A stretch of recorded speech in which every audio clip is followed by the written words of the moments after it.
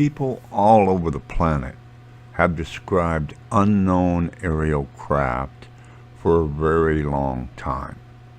This is nothing new to mankind. There are depictions of flying objects on cave walls dated to the prehistoric era. Famous paintings from the Middle Ages and the Renaissance period showed odd-looking objects hovering above or in the background of the featured subject of the painting. But for most people, they became aware of flying saucers as a result of the reported crash in New Mexico in 1941 near the town of Roswell. The nearby Air Force Base, which was home to the only nuclear bomb group at the time, responded to this and put out a well-known news report of recovering a flying disc, only to have that report reversed by a higher-ranking general, and the general public was told it was a weather balloon.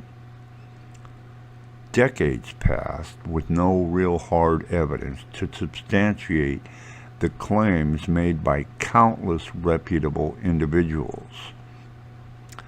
In the 1950s, Hollywood jumped on the flying saucer bandwagon and produced many low-budget films centered around the flying saucer hysteria sweeping the nation at the time. But quietly, behind the scenes, the military was taking this subject very seriously. When you are tasked with the responsibility of protecting the citizens of a nation, and you have strange craft zipping around in the skies with impunity, and your best equipment is powerless to intercept these craft, that becomes a problem. Military programs were implemented to gather information from eyewitnesses, starting with Project Sign, then Project Grudge, and finally Project Blue Book. But the focus of these programs was primarily to dismiss the witness accounts and imply that the witnesses were not sound of mind, and this caused many a witness to stay silent with regards to encounters they had for fear of public ridicule. In the 1970s, a renewed interest in the subject began to gain ground with the release of films like Chariots of the Gods that propose theories that the Earth has been visited by extraterrestrial beings for millennia. But in the scientific community, they scoffed at these theories as they were counter to the etched-in-stone narrative of their particular niche within the scientific world. The very age of the Earth itself comes into question when you propose a theory that pushes back the timeline thousands and thousands of years. They all stood at their respective podiums and proclaimed mankind was no more than 4,000 years old, and there was no evidence to show anything other than that narrative. That all changed with the discovery of Göbekli Tepe in Turkey, which pushed back the known timeline 12,000 years.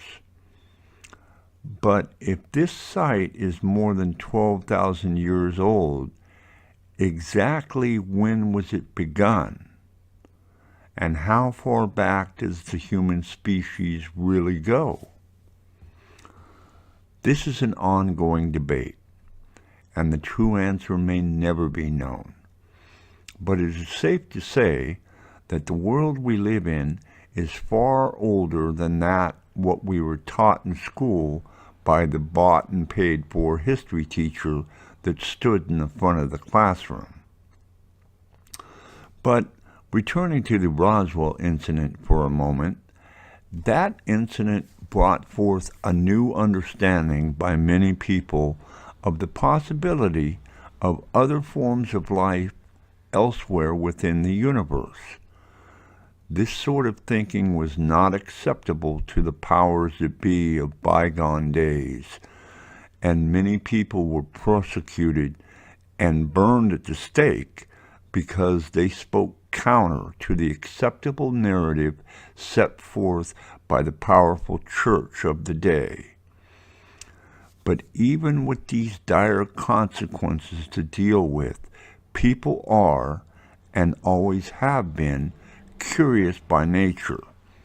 And if something is unknown, they want to understand it and make it known.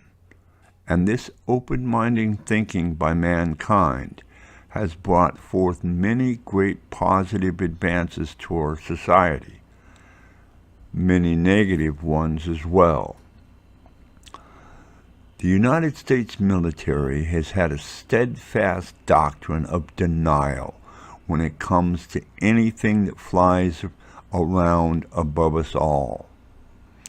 That storyline changed in 2017 when the New York Times released a story about a government program that catalogs UFO encounters, even though they had stated many times that with the closure of Project Blue Book back in the early 70s, no in-depth studies were being done by the government whatsoever.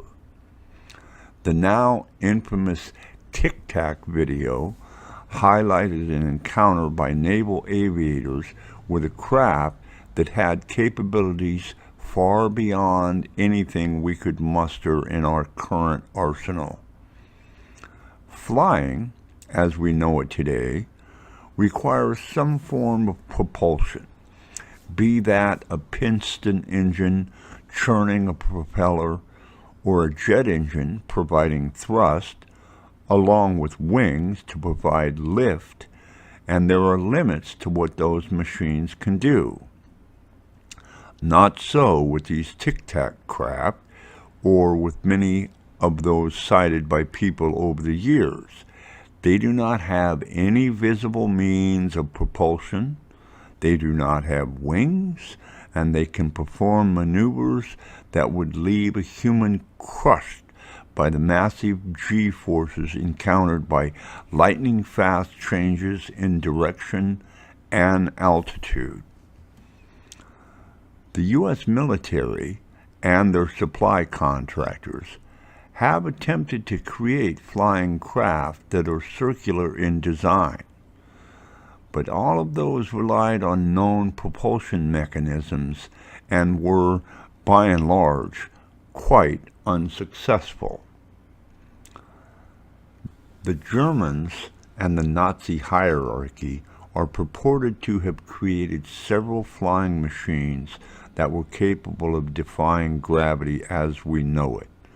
And with Operation Paperclip at the end of World War II, many of those scientists were brought to America and were placed in various governmental agencies and played a major role in the development of aircraft and spacecraft here in America. But only a portion of those programs were known to the public, and many black projects exist that have created crafts that are far beyond what we commonly accept as possible. My recent zero-point energy and anti-gravity video highlighting the James Allen documentary is one example of these types of unknown programs that exist with the not seen by the public black projects within our government.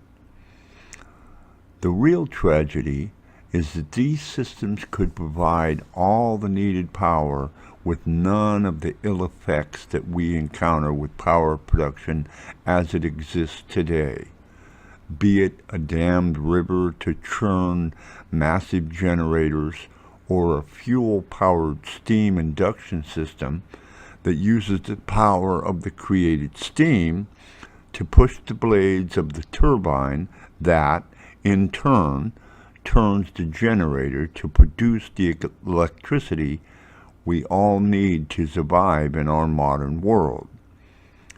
There is a better way to do it, and we are all being denied this technology by whomever it is that is in control of that technology.